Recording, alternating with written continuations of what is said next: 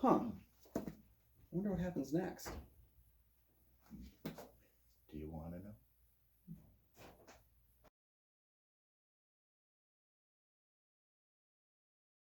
Hi everyone, welcome to Kyle and Nick on Film. I'm one of your hosts, Kyle Goethe. I am Nick from the St. Paul Filmcast. And today we are going to be talking Dr. Sleep, which just opened a couple days ago here. Both Nick and I have had the chance to see the film, and we're very excited to talk about it. I, of course, am just recently finished the book version as well, the day before I saw it. And Nick's going to come at it from a different angle of someone who's into the film. Strictly just the film connotations of it, actually, because I wasn't really reading it in the beginning. But the funny thing is, I actually when I went to see this movie, the person who was in the same row as I fell asleep watching. Oh. So he went to see Dr. Sleep. He took the Dr. Sleep part of it very seriously. Yes. Thankfully, no one's phone shined while you were watching it. Yeah. So real quick, we're going to cover, it was written and directed by Mike Flanagan, who most recently is well known for The Haunting of Hill House on Netflix. He also did another Stephen King adaptation, Gerald's Game. And the film stars Ewan McGregor, Rebecca Ferguson, Yes. and who is it else? Kylie Curran plays a younger character, Abra Stone. Yeah, the new one, the introduction, that she has the same talent as Danny Torrance. Yes, there's similarities between Gerald's Game. I think he uses the same cinematographer, same editor, and Bruce Greenwood was in Gerald's Game, right. And then he's in Dr. Sleep.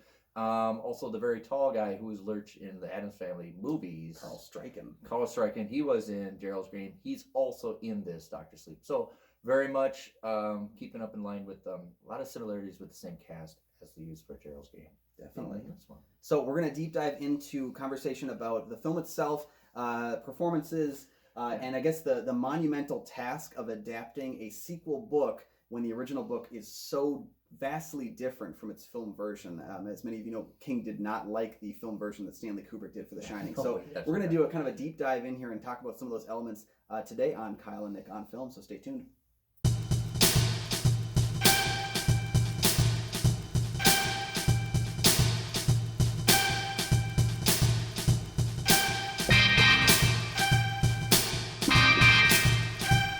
All right, welcome back, everybody, to Kyle and Nick on Film. Today, as I said, we're talking about Dr. Sleep, the adaptation of the Stephen King novel from 2013 that just opened this past weekend. And you've read both these books? I've read both these books. I reread The Shining because the last time I had read it was in high school. I'm not going to say how many years ago. And then I went back and read through Dr. Sleep for my first time, just finished it a day before I went to see the movie. So, a very cool experience to finish a book. It's probably the newest Stephen King book I've actually read. I've spent a lot of my Stephen King time reading his older books from the 70s, 80s, and mostly 90s. And so this is actually probably the newest book of his that I've actually gone through and read. I plan on getting to all of them, but I've been reading them chronologically. But I was like, I got to break the rules for Dr. Sleep.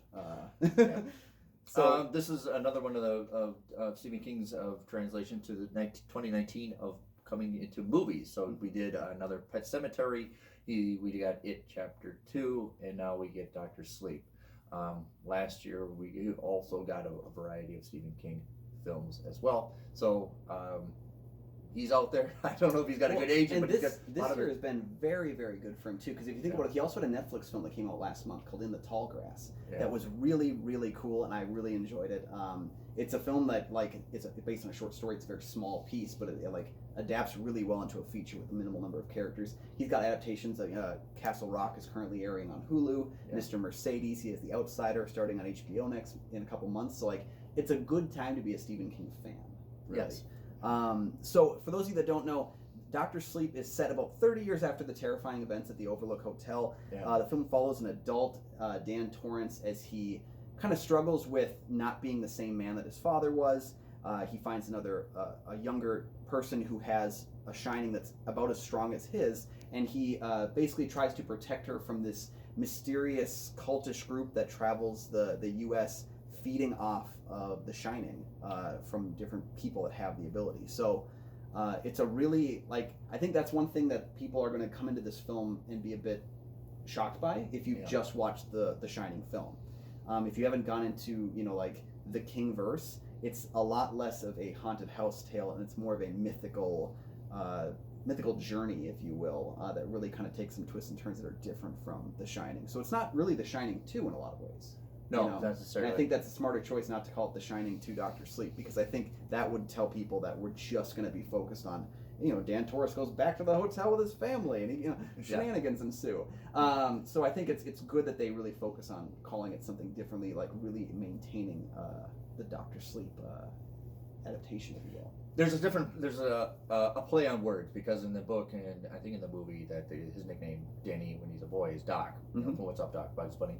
And here it's a job. It's not necessarily he is a doctor, a licensed doctor, but he helps people when they're dying. So there's a certain play of doctor and therapy mixed in with recovery and addiction into this movie. When we get introduced to Danny, played by Ian McGregor, he's not necessarily thriving, he's more or less just surviving. And so and barely that. Barely that. So we are seeing that the events that happened when he was a kid at the Overlook Hotel is definitely staying with him. It's something that, like, so much apparent in Stephen King's mythology that really, like, shines through early on in this film, is how much time is but a wheel at times, and it brings us back to make the same decisions again, and how do we kind of recover from that. And so Danny finds himself haunted by his past, much like his father is, and he turns to vices, he turns to alcohol, just like his father. And it's kind of that question early on in the film of, like, can he learn from the mistakes of his father? Can he rise up against that and save himself before he goes down a similar path? And you see a lot of that at the beginning of the film, in Danny's choices, and then coming across Abra, this young girl who has the Shining, and just being able to try and keep her safe, if you will. The other aspect I liked about this, and you brought it up like a wheel, and when you see this movie, and especially when you even see The Shining, there is the aspect of loop, a repetition, constantly doing the same thing over and over and over again. And so I think Stephen King and everybody who's been a part of this series, understanding that is something that they were trying to investigate, like a theme, repetitions, loops, and in fact, the big wheel going around the building, mazes. You're just moving around. You're not really advancing. So there's a deep, dark theme of repetitions and loops throughout the whole series of this book and that one and the movies. And we'll get a little bit into how that history repeats itself a bit as we loosely talk about the endings. We're not going to go into spoilers here, but I got a couple things I need to say about how this film heads towards its conclusion. So really quickly, as far as the screenplay and story goes, Mike Flanagan, who's done a number of really amazing horror films in the last couple of years. I got to go to Absentia, which was one of his first big film releases at the Fargo Film Festival about 7-8 years ago. Really cool, starting off, getting to see him evolve and do more. And I think, as far as the screenplay goes, I think the moments in his writing that make Doctor Sleep its own thing are very, very well done. It's only when he leans too heavily into the Shining mythology that he kind of loses me for this film. There's definitely a lot of leaning and having. I mean, understandably, he had to do it. There has to be some aspect of where you're gonna have to borrow from the Shining to project it. And when there's the difficult piece of as well, when he decided he was going to do this project, he went to Kubrick's estate to get their say-so, yes, you can make this film. And then he went to Stephen King, and he actually had to convince King that it was important to make this film a follow-up to Kubrick's film just as much as an adaptation of the book, which I think is a smart decision. I'd mentioned to you earlier on, I really like the 1997 miniseries, but it's not a very well-made miniseries, and no one saw it. So making a sequel to a more faithful adaptation would not have worked, and I accept that. No, people always say they only like it because it's so faithful to the book, and the other aspect of the whole miniseries is just kind of gone. Yeah, and I don't want to see a sequel to that. Maybe in 20 years, King will decide to do that. Who knows? For me, the changes in the narrative don't really bother me a whole lot for 99% of the film. Okay. Coming at it from a book reader and stuff, there are certain pieces that cinematically kind of work better. The character of Billy Freeman, for example, who's played by Cliff Curtis in the film, who's amazing in everything he's in, and he never gets any credit for it. In Doctor Sleep, he plays Billy Freeman, who's also a recovering addict. Kind of helps Danny get off of his rear end and kind of make his life into something. He's kind of an amalgam of 3 different characters from the book. One is Billy, one is a character named Casey, who's kind of like the boss to Danny, And then Dr. John, who we see Bruce Greenwood playing in the film, Yeah. most of his story gets swept into Billy's. Okay. And it kind of works because they do kind of take on the same kind of traits near the end, and it's just easier to kind of squish them into one character, and works really well. And of course, Cliff Curtis is amazing in the role, as he always is. It's just a very, but it's very low played. Yeah, he does a very low played, and that's kind of what he does. Is he kind of does that calm subtlety where he like it's never, he's at his best when he's not yelling, when he's just kind of talking, because he just conveys so much through such a little amount of screen time. Because he's not a major character. He's not a loud actor. No, he does really get a lot through over there. As far as Ewan McGregor goes as Dan Torrance, he's a person who I don't think, if you'd asked me who would play adult Dan Torrance, I don't think I would have picked him. But then when I heard he was playing him, I was like, that's brilliant. No, I think it was a right choice for casting, because it's Danny's like a fresh face almost. It's almost, we always permanently regard him as a kid, even when he grows up and an adult. There's some kind of childlike to him, and even in the movie, you sense a sense of not really maturing at all. Yeah, and I think Ian did a fantastic job with that. Yeah, he's really he's good at kind of like entering into a situation and kind of making a character his own while not really betraying what came before. I saw him in Christopher Robin last year. That was when I kind of decided, like, okay, he can play Dan Torrance, because he's essentially playing another adult version of a classic child in Christopher Robin. Yeah. And watching that, I was like, he just kind of like squeezes into the narrative, and he's like, I'm here and I'm this character, and he moves on. He's a very understated actor that we, again, like kind of like Cliff Curtis, he's never in that top 10 actors, talk that people are saying about. But whenever he shows up on film, he just surprises you. Right. And I really appreciate that about him. Another performer who in the film I think perfectly embodies the character is Rebecca Ferguson as Rose the Hat. Now she's a little bit older, but she's really new onto the scene of major films. Yeah. Like I think Mission Impossible, Rogue? She did 5 and 6, Rogue Nation and Fallout. And that's usually, if you did, your popcorn flicks, you would recognize her. Mm-hmm. Rose the Hat, obviously in the book.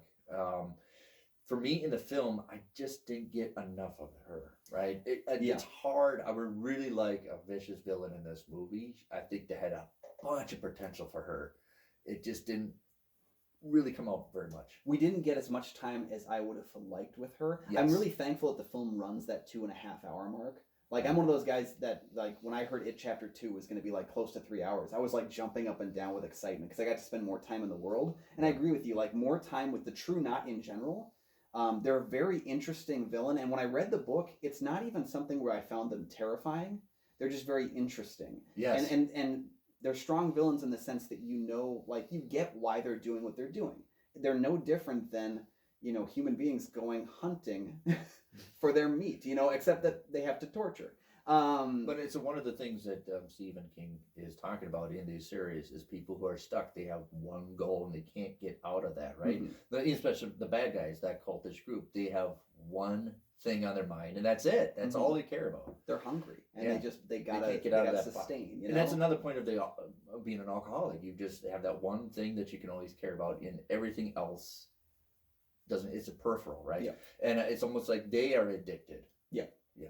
It was something I really appreciated too, and you can see parallel scenes in the film between these two characters where they play with their vices. Dan, trying to avoid the drink, and then not knowing that they need. It's called steam in the film and in the book, and it's basically what The Shining lets off. Emotionally fear-based. So it's a really cool juxtaposition of these two characters who, again, like that's what makes them great villains to me. Yeah. And what really heightened it was. There's not a whole lot of scary moments in the book. Again, like I mentioned earlier, it's not as much of a horror film as it is like a mystical journey. I would agree. And people are going to put this in the horror section. Yeah, because it carries that connotation. It's going to be. And one thing Flanagan does really well is he actually heightens a lot of the horror coming from the True Knot in this movie adaptation. That he really takes the moments that they are scary and makes them really effective. Yeah. There's a thing to the True Knot that when they don't receive enough steam to live off of, they kind of go through this sickness. And the way it's described in the book, like a withdrawal. Yeah. And the way it's described in the book, it's almost like they kind of become faint looking, like almost see through. Like the way it's done in the film is really effective. It's really disturbing. It's really painful looking. It does. And as I watched it like noticeably left a shiver through me. That was one of the pieces in the book that I felt was really strongly creepy and unnerving, and Flanagan really gets a lot out of that. Yeah. Another instance is the way they handle like their process of getting steam and like saving it. There's a great sequence in the book featuring a very small performance by Jacob Tremblay, who's amazing in this movie. Again, he gets like 10 minutes of screen time, but he's so darn effective in it. That scene is pulled for all the horror you can. Yeah. And it's also done in a way where it's not even really as gory as you might expect, but it's almost like Jaws, where it's like you don't see the gore, but you know it's happening. Yeah, the kid, yeah. And I think like his performance is so strong. I was reading somewhere that he actually like his intensity during his scenes was so strong that the other actors had trouble performing. Like they actually were taken out of the scene. I would believe that. Yeah, you see it. The way it's done on film is really strong for me. And I think like he's one of those guys, when I heard he was going to be in the film, I was like, who is he going to play in this movie? And then I started to watch, like, oh, he's Brad. Another cool moment about it, actually, do you know who plays Brad's father in the film? I have no idea. It's Danny Lloyd, the actor who played little Dan Torrance in the Shining film. So he's the dad. So he's credited as spectator, clever. and he shows up in the stands at the baseball game, very like unspoken of. But when I saw him, I kind of noted like when the crow was in the stands too. Yeah. Okay. Yeah. So he's kind of watching out there too. I really think it's a nice little nod, because Danny Lloyd retired from acting 38 years ago, like just after The Shining came out. He didn't want to act anymore. So it's nice to get that little moment to bring him kind of back into the fold, which I think was cool.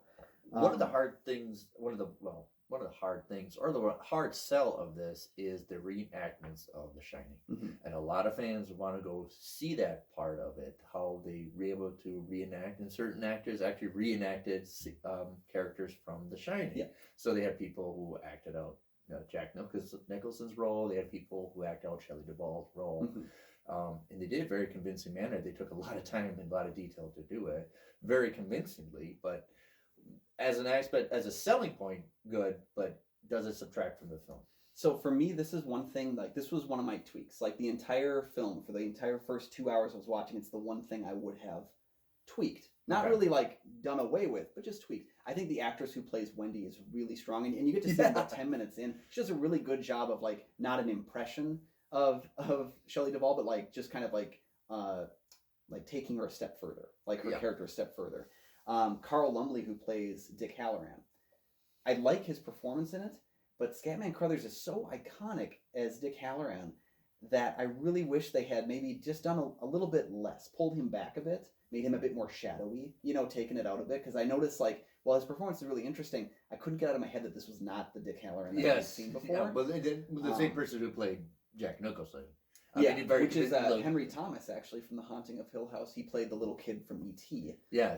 And he, kind of reteamed with Mike Flanagan to portray the Jack Nicholson character. I didn't like the way that was handled at all. And I think it's because Shelley Duvall, not iconic in the same sense that Jack Nicholson is iconic. Like, it's almost too iconic of a role that you didn't even need to, because his appearance in any of his sequences that they shot for the film is all brand new, not from the book. So why even include? Like, why go out and take that risk, knowing that it's going to be a really tough sell? It's going to be tough sell, and I think that's the whole point of it. And it goes back to my question: that's the hard sell of this movie, is we're going to react some stuff from The Shining to get people in the seats. I think that's kind of thing that they knew they had to do, but it's overall, when you look back at it, right? Why is it necessarily? And people are going to criticize that. They are going to criticize it. And it's tough because, like, he's walking into a situation that there's almost no right way to win, because he's trying to reconcile two vastly different source materials in the previous film and the Shining book. And he's trying to really combine them, which is, I think, is a ridiculous task to ask of someone. Yeah. He pulls it off like 98%. Well, they want to show that whole repetition, stuck in a loop, and use his dad as an aspect that he's, with his alcoholism and being there, he's stuck in a loop. He's never going to get out of it. And that's more that they want to do that. I think you use that terrifying aspect that through all these years, Jack Torrance is still doing the same thing. Yep. Yeah. And it's cool though, because when I don't want to get into, I guess, how we see the Jack Torrance character come back up, but the way that it's elements that Mike Flanagan has visited in previous work. In The Haunting of Hill House, there's a lot of repetition. There's a lot of coming back to take care of your demons. And I think it's more effective in The Haunting of Hill House than it is entirely in Doctor Sleep. Because in Doctor Sleep, he actually sets up pieces of the mythology that King had. He sets it up like really in-depth mythology that's not in the book for Doctor Sleep or like really needed in the film. He pulls from like really weird things like the Dark Tower series. He makes references to that. He makes references to Salem's Lot and other things like that, where it's, you don't need to pull that information in, but the way he does it sets up an ending that we didn't get. It's an ending that for me I felt was like, oh my gosh, they're really going to go there. They're really going to do that. And then they get to this moment, and there's a choice near the end of the film where I'm like, okay, I see what they're going to do. They're going to do it this way. And it took a different turn. And I'm all for being surprised, but not at the expense of like betraying character arcs and story arcs. Okay. There's one specific piece at that ending where I was like, oh, they're going over there. They're going to do that. And I'm like, well, I guess they could do this then. And I'm kind of like trying to reconcile, because there's a lot of like fast moving pieces, especially when, the film kind of becomes more of a Shining sequel at times, where I'm like, oh, okay, they're going to go there with it. And it didn't successfully knock that last piece out. And it left kind of a sour taste in my mouth. I've had some time since the film came out to really think about it. And as a film sequel to The Shining, the choices where they differed on that makes sense. It's just something where I feel like he was setting up something interesting for book readers as well. But then the book readers, this is one of those endings where Stephen King's ending is really good. Okay. He gets criticized, especially you see in chapter 2. They talk a lot about how the Stephen King character in the group can't write a good ending to save his life. This is one where the ending was perfect, and it would have been perfect if they had taken their little detour to talk about The Shining and then kind of come back to that ending. It could have been done so perfectly with one small tweak near the end that I think would have saved a lot of character arcs. So, but that's not to say that I didn't enjoy the film. I was so enthralled with the bulk of the film. Back to like some of the surprising moments for me. It's Kylie Curran who plays Abra. Okay, yeah. What an amazing, amazing early performance from this actress. Like, I was so into everything she was doing on screen, and she has a lot to accomplish in the film. She has to share scenes with like really great, strong actors like Rebecca Ferguson, like Ewan McGregor, and be her own thing and kind of showcase this power and also this like real childlike essence, I guess. And she pulls it off amazingly well. It's a tough assignment to do because you have so many people you want to please. Mm-hmm. You need your Stephen King fans to please. You want some of your Kubrick fans to please. Mm-hmm. And then you have a story that you're going to try to craft around that we're going to concentrate on Danny Torrance, but then we're going to shift to Abra. Mm-hmm. And you have to have the right amount of time and the right, for people to care about her. It's a hard balance. I don't know exactly. They pull it off very well, but it's a hard challenge to do. Mm-hmm. That we're going to maybe concentrate on her and not so much on Danny. Yeah, it feels like they're sharing these scenes a lot more than like Dick and Danny did in either of the original book or the film for The Shining. That's a lot more of like a smaller subplot, whereas this is really about the relationship between these two characters. Yeah. And I think their chemistry is really strong. Especially you get that scene where like when Danny meets her at the park bench and he goes, "You realize this looks kind of weird. There's a kid just like..." No, that was a fresh. They really great cover scene. That. That was one of the things that it looked and felt like it wasn't a script. It looked genuinely felt real out of the movies. Where a lot of the my aspects of at times I felt the story was a little bit clunky it had to be. You're converting a 528-page book into a small movie. Mm-hmm. There are some, inevitably, things are going to be a little bit clunky and not going to go smooth very well. Were they clunks? Yeah. Were they clunks in relation for you to things that related more to The Shining or more towards the Dr. Sleep part of the story? It's just the transitions, certainly through the editing, that all of a sudden we're jumping here, because we have a lot of things to digest. We have a lot of things to encounter. Okay, yeah. Definitely the beginning of the movie is something very traumatic, and then we boom into The Shining. So, but it's a natural thing that you have to work with because you have so much material. There's a lot going on, and they jam a lot into this movie. Yeah. And I do think, like there's a few, especially transitions between characters where you're kind of like, oh, we're following them now. Okay. Yeah. Like you kind of have to resettle your mind into that. I can understand that. Yeah. And there's a lot of investigation. There's a character called Snakebite Andy, and then that subplot just doesn't drive the story for me. Obviously, we spent a lot of time invested about her, but it doesn't go anywhere. Like I didn't really care. But like they had the older gentleman played by Carol Struckmeyer. Mhm. I think would be far more fascinating if we investigated his background. And we didn't That's get true. very much. We get more about her and her subplot, which doesn't really add up to anything. Doesn't really provide any addition to the movie other than time. Well, I think with her character, it's really about showing like the process. You know, like how this true knot works. Like that they can feed on kids with the Shining, or they can turn them into like their own, into like a member of their group, and in that way they're very vampiric. You know, are we going to feed on you? Or are we going to turn you into one of our own? I think it's not done as well in the film version because I think it would have been better if all of her like introduction scenes were jammed into one.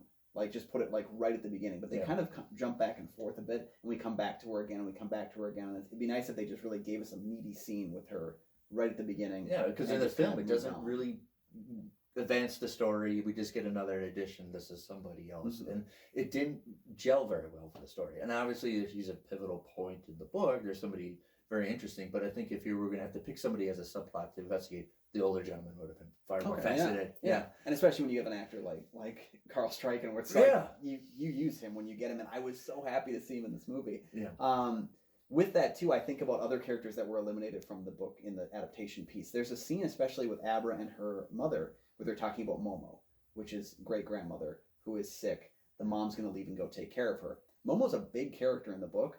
They kind of dance around not using her and kind of like giving some of her character pieces to other people, which works pretty well, but then just get rid of the scene with Momo. Like, don't talk about her. Just, you know, have her leave and go to work. So I think like there's little things like that where I think he's trying to pay homage to the book more. And I think for the most part... It's a hard fight. Yeah, it's a hard fight where you try to like, do I make the movie people happy or the book people happy? Or do I just focus on making a movie? You know, and I think he really dances around that pretty well. But yeah, there is a few moments where like it kind of snags. Yeah. And it's stuff where either the book people might not take to it or the movie people might not take to it. Somebody's going to like it, but someone's not going to like it. So I think that kind of works pretty well here. There's some things about the movie that it's tedious aspects of you know, the panning shot of him writing something on the wall, and then we pan to the door and we don't see him finish writing, and then once he leaves the door, then we pan. It's a wasted aspect for me. Yeah, I know what shot you're talking about. I was watching that going like, oh, that's what we're... Okay. Yeah. And the whole Rose had at the grocery store, I know the intense, but it just pulled me out of the whole cinematic feeling of the movie. It was something that looked like they filmed it right away. Something that popped in there. It just doesn't gel with me the entire movie. That I think even if they cut it out, it would have been much better. Okay. I think the sequence in the grocery store where we see Rose the Hat, and we see that kind of interaction between Abra and her. You know, they're kind of like understanding and kind of like almost meeting each other for the first time. Yeah, I think it is a different location would have been something better. It looked like it didn't belong there. Okay. Yeah. Well, and that's something again that I think would have come with more time with the Knot, right? And more time with Rose, because you see these people that feed off The Shining, and then you see her shopping for groceries, and you're like, do they eat? Yeah, like, is that a thing that they do? Where do they get their more money? Time? Yeah, because you're spending more time. Like again, like that's all stuff covered in the book. But if they spent more time with them, showing that just a little bit, having a line here, having a moment there. Yep. But I think too, it's also like he's trying to come up with a really tight runtime. But it's the choices he makes about what to include and what not to include. That scene with where they're talking about Momo. Get rid of that and talk about how the True Knot has made their money over the hundreds of years they've been around. Like that would have been a really cool, minute or two long sequence that could have bridged that in for us. I get that. Yeah, I get that. Let's talk about the music and the cinematography. Okay. Because I think what's really cool about that is you've got, I know the Newton brothers did the music for the film. I can't remember who did cinematography, but I know it's the same. He uses the same gentleman, Michael something. Okay. It's the same guy he uses for Gerald Gaiman. Definitely good directors build good relations on their cinematographers. Yeah. And him being such a visual person and he does a lot of his own editing too. So like he's got to have a good relationship with the cinematographer. Yeah. What's really cool about both these elements in the film is that they know when they need to really lean into that visual or musical sense of what we've seen before The Shining. But then that, like, for example, the Newton brothers also have a lot of score that's not The Shining. That's like its own thing. But then the moment that we see like a flashback to the Overlook, or we see like a mention of it, there's that you have to bring that. That's another thing we have to question when you make the sequel. There's something you have to bring back from the old one to the new one, and definitely the sound of it. Yeah, and I don't think for once though that it felt jarring when the style of Dr. Sleep for me switched over to the style of The Shining. Yeah. You know, when the music cue comes in and we hear that iconic musical score, it doesn't feel like we stepped into a different movie so much. It just kind of feels like we're on a swing set and we just swung forward. Yes. You know, and then we're going to swing back to Dr. Sleep. Yeah. That's one of the areas where I think he melds the two styles pretty darn well. Yeah. Like really, for me, I agree with that one. It's parts of the story, part of the screenplay didn't exactly meld it well, but I think the visual sense and the musical sense really melded those two worlds pretty well. There's a lot of overhead shots, mm-hmm. and especially with The Shining, you use overhead shots, and I do think you need to put overhead shots in this movie as well, because it's always that notion of somebody's constantly watching you, or you're being monitored throughout the whole film. Those are hard to do, and I do love though how they recreated the Overlook. Yep, I think it for me was just something like, because of how things were different, I was so excited to see. That was the part of me that made me really excited watching the trailer for this movie. I was like, I can't wait to see what has happened since that time. Or how, and then you want to look like how they did it compared to Ready Player One, where they put it in there. Exactly. Yeah. You want to sit there and like, okay, now I want to go back to Ready Player One and see how they reenacted. The Overlook has been extremely popular in the past 2 years. Yeah. Probably more so than when, it was out in the 80s. Real quick, I know we're going to wrap up here a little bit. I got to just throw a little bit of love to, I think his name is Zach McClannon, who plays Crow Daddy in the film. And he's an actor I discovered watching Fargo. He has a really nice meaty part TV of show. Season 2. Yeah, Fargo. The TV show. And not the movie, yeah. the TV show. Yeah. And so he plays this, like, sadistic killer in that. And he plays kind of this, like, male side to Rose the Hat. They're kind of like, almost like the mom and dad of this true knot. And he's just so... He packs a lot in with his performance for not having a lot of screen time. Like, the film is more focused on Rose, and he's kind of more like... Especially if you're going to play a quiet actor, quiet, because Rose is such a loud character. Yeah. And he has to be quiet. So there's a lot of stuff that you have to work on just to project all that intensity subtly. Yeah, and I think he really pulls off performance with the eyes. The facial expressions, because he doesn't have a ton of screen time. Like, he's one of those characters I loved in the book. I wanted more time. No, he gets his own chapters, right? Yeah, I mean, he gets a lot to do in, like, some real significant portions that he still gets in the movie, but more time stretched out that you really get to live inside of his world. And he's just such a cool character. And I think, again, just like with Ewan McGregor, I'm surprised that they picked him, but then after I thought, I was like, it's brilliant. It's so brilliant of a performance from a guy that, again, doesn't get any love. So we're talking about people that don't get love here. So let's talk real quick, I guess, like, final thoughts on Dr. Sleep, like recommendation or dismissal, if you will? Overall, it's a hard obstacle to overcome, because you got so many camps that you have to please. To make sure they get in the seats, you have to make sure the King fans are going to enjoy it, the Kubrick fans, and you're going to make sure you have to have all this content of people who appreciate the book, and you have a lot of materials. Did they pull it off exactly? I think it's a solid movie. Okay. I don't think it's a great movie. I think it's a solid movie. It's a worthy sequel. Yeah, it is. And it is all about addictions. Mm-hmm. Now I can see clearly from The Shining and Stephen King working on the theme of addictions and legacies and stuck in repetitions and how to get out of it. Mm-hmm. So, and the sins of the father visited upon the son. Yeah, he really brings that kind of full circle in this film. So yeah, same thing for me. Like, it's a film that for the first 2 hours I was like blown away by how much I love this movie. I was so in love with it. A lot of people have been saying that. The only tweaks I ever had were the things like, again, like the recasting, when I felt maybe just do some tweaking and do some CGI work to just kind of bridge the two stories more. But again, I was like, but I get it. I get why not. So for the first 2 hours, I was like sold on this movie. Everything worked. Even the changes to the book, at that point, I was like, I get why they're done. They're in service of adapting and not because they still kind of carry the tone and the feeling of it.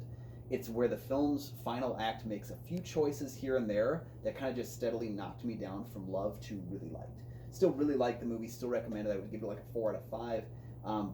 But it's just like the way that ending kind of left me makes me go, I need to see it again so that I can really properly decide if I really liked the ending or really didn't. And I give it a solid, and I really, it almost has a phenomenal bad guy to it. Mm-hmm. Almost does. Yeah. So that's our thoughts on Dr. Sleep, guys. The film came out just a couple days ago, so give it a view for yourself if you haven't already. Yeah. I hope you have if you're watching, because you want to talk with us about it. Leave your comments below. Don't forget to like, subscribe. Let us know what you guys think about it. And don't forget to, if you guys are interested, if you can, we do have a Patreon now, so please go ahead and decide if that's something that you can help us out. We are always appreciative of it. If you guys can't afford to do it, we get it, but we just love having you around as well. So take a look at that when the time comes. That's all for the two of us. Nick, where can the people find you? You can find me at the St. Paul Filmcast, which is a podcast on all major distributors. Perfect. And you can find my reviews, my 800 reviews and more, on goatfilmreviews.com, and occasionally jumping on Nick's podcast too. So that's it for us. We'll see you guys next time.